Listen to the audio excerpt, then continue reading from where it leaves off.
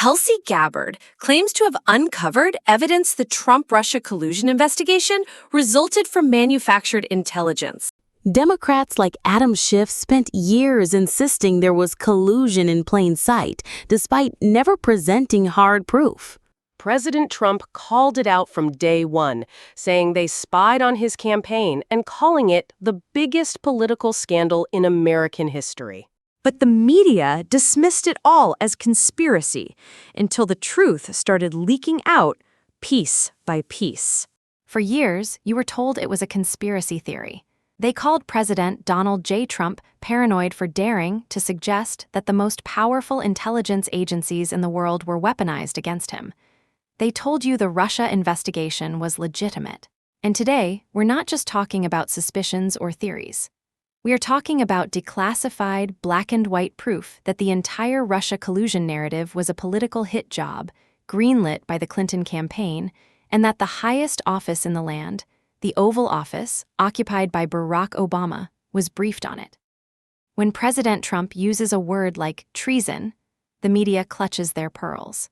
But what do you call it when the outgoing administration uses the full power of the federal government to create a fraudulent narrative to sabotage the incoming president?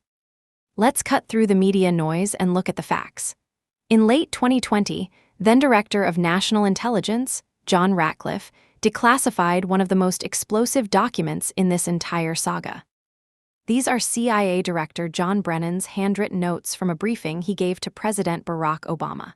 And what did they say? They revealed U.S. intelligence had picked up on a Russian intelligence analysis, alleging that Hillary Clinton's campaign had approved a plan. Listen to this. To stir up a scandal against her presidential opponent, Donald Trump, by tying him to Putin and the Russians' hacking of the DNC. This wasn't some low-level chatter. This briefing went directly to President Obama. He knew. Joe Biden, who was in these briefings, he knew. They knew the entire premise was a political fabrication from their own party's candidate. And what did they do? Did they warn the American people of this disgusting political trick? No. They allowed the FBI to launch Crossfire Hurricane, an investigation based on this very lie, and the media happily played along for the next 4 years. And if that wasn't enough, we now have the final, damning word from Special Counsel John Durham. After years of digging, Durham's conclusion was catastrophic for the FBI and the deep state. He found, and I quote, that the FBI and the Department of Justice failed to uphold their important mission of strict fidelity to the law. Let me translate that for you. They broke the rules to get Trump. No actual evidence. They ignored information that cleared the president. They used a fake dossier paid for by his opponent. This wasn't a mistake. This wasn't a blunder. This was a deliberate, calculated effort to kneecap a presidency before it even began. So when President Trump calls it treason, you start to understand the depth of the betrayal he is talking about. It was a betrayal of our system, a betrayal of the American voter, and a betrayal of the peaceful transfer of power. And the media's role in this, they were willing accomplices. Let's take a look. Look at that. Years of breathless, 24/7 coverage of the Russia hoax. Pulitzer Prizes were handed out for reporting what we now know is a complete lie. And now, when the truth finally comes out in an official government report. Silence, crickets, or worse, they try to spin it.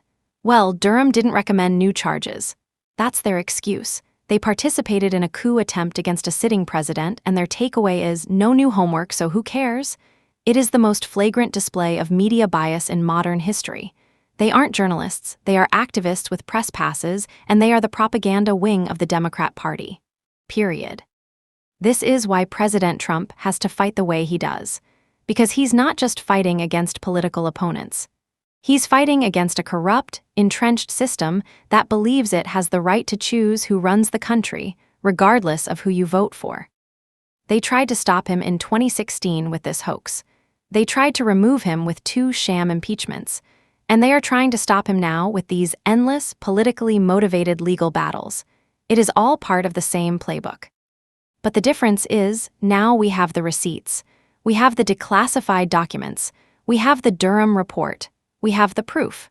President Trump has been vindicated, and his accusers have been exposed as the very people who committed the crimes. Treason isn't just about levying war.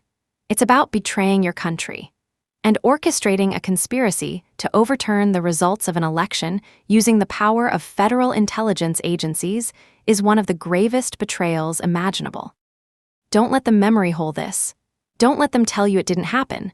Share this video, talk to your friends and family. The truth is out. They spied, they lied, and we will never, ever forget it. Thank you for watching. Make sure to like and subscribe and hit that notification bell so you never miss an update. Let me know what you think in the comments below.